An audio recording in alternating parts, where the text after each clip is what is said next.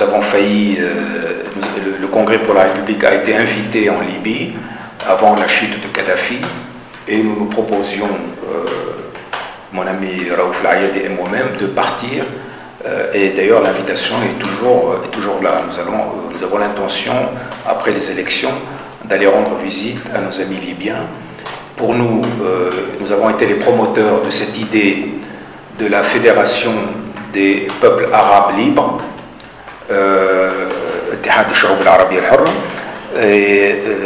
que nous proposons de réaliser avec une Libye démocratique et une Égypte démocratique.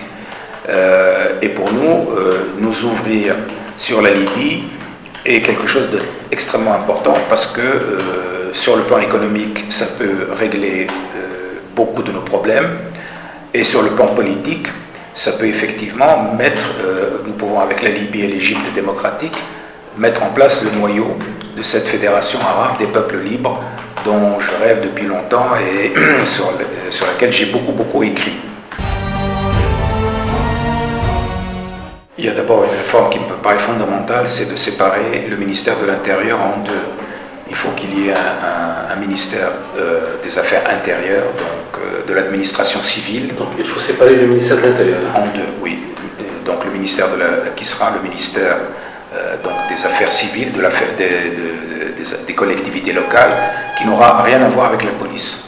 Ensuite, pour ce qui est du ministère de la sécurité nationale, la première réforme à faire, c'est le changement de la doctrine de ce ministère.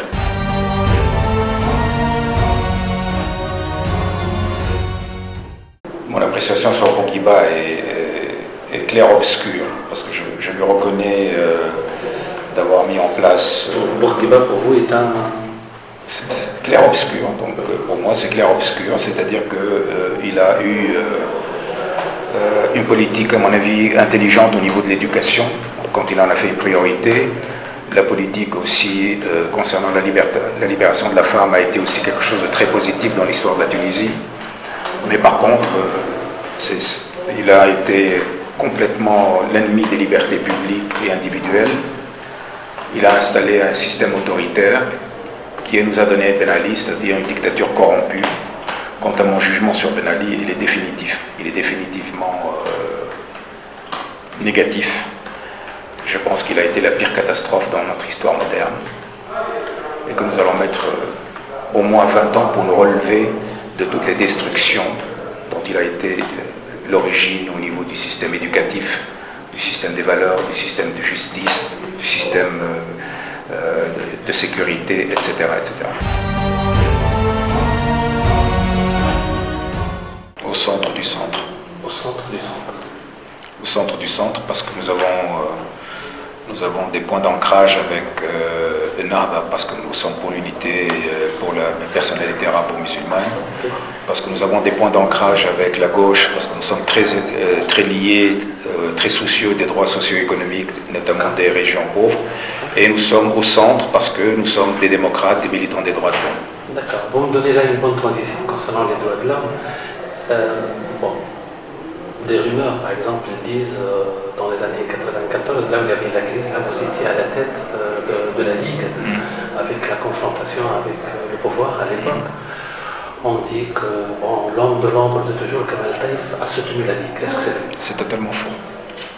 C'est ce qu'il affirme lui pour toi. Moi, il ne m'a jamais soutenu en quoi que ce soit. Je n'ai jamais eu un seul message. En tant que constitution. Moi, je n'ai jamais senti aucun soutien. C'est totalement faux. Je n'ai jamais rencontré cet homme. Je n'ai jamais discuté avec lui. Il ne m'a jamais fait parvenir aucun message de sympathie ou de soutien.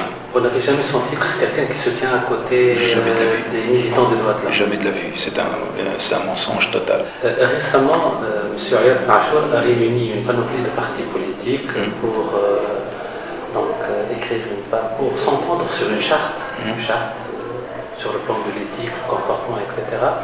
Vous avez à la fin retiré votre signature. Non, on n'a pas retiré. Vous n'avez pas participé à ces discussions? Attendez.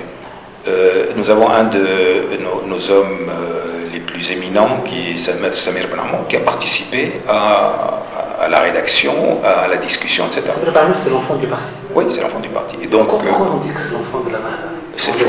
C'est totalement... Tunisois, on parle de lui comme l'enfant de la Nahda. C'est totalement faux, c'est l'homme du CPR et non pas l'homme de la...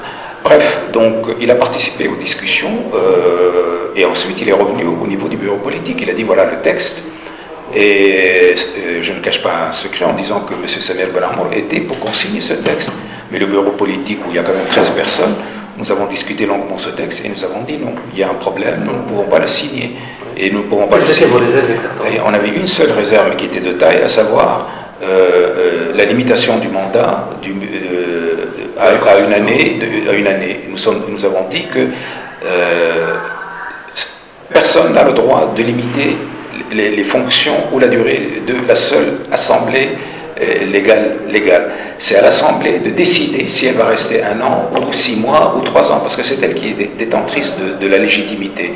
Ensuite, dans notre optique à nous, une année, c'est encore une année de transition, et le pays ne peut pas supporter une année de transition, il faut rentrer tout de suite dans les réformes. Donc le bureau politique, à l'unanimité, a rejeté ce texte, et Samir Benamor, qui est un homme démocrate, est retourné pour dire « nous rejetons ce texte », alors que lui, personnellement, il était pour qu'on le signe. Nous pouvons lancer très rapidement des grands projets d'infrastructures, comme de type autoroute, de type chemin de fer. Nous pouvons commencer à travailler sur des usines de dessalement de mer, sur des usines photovoltaïques pour l'énergie, etc. etc. Nous pouvons très rapidement mettre en place un programme de réforme agraire, de telle façon que toutes ces énormes propriétés volées à l'État ou ces terres de l'État qui ont été bradées reviennent à des Tunisiens modestes, etc. La grande question, c'est comment financer ces projets. Et le programme du CPR est très clair là-dessus. Un emprunt national, très rapidement. Donc l'emprunt national. Ensuite, un emprunt national pour financer l'audit sur la dette, pour vérifier sur les 22 milliards de dollars que nous devons à l'étranger, quelle est la part de la dette odieuse que nous pouvons ne pas payer selon la loi internationale. Récupérer l'ensemble des biens volés à l'État, tous ces palais, tous ces villas, etc., les récupérer et les vendre pour pouvoir avoir tout de suite de l'argent frais. Revoir l'assiette des impôts pour faire payer toute une classe d'affairistes qui ne payent pas ces impôts. Cinquièmement, revoir la douane, parce que la douane est une passoire. Il y a des quantités d'argent qui disparaît et que nous pouvons récupérer. En plus, nos bonnes relations avec la Libye vont nous ouvrir un énorme marché qui peut absorber jusqu'à 300 000 ouvriers, bâtisseurs, médecins, cadres, etc. etc. Voilà notre programme au CPR pour lutter contre ce fléau qui est une atteinte à la dignité du pays et une atteinte à la dignité des Tunisiens.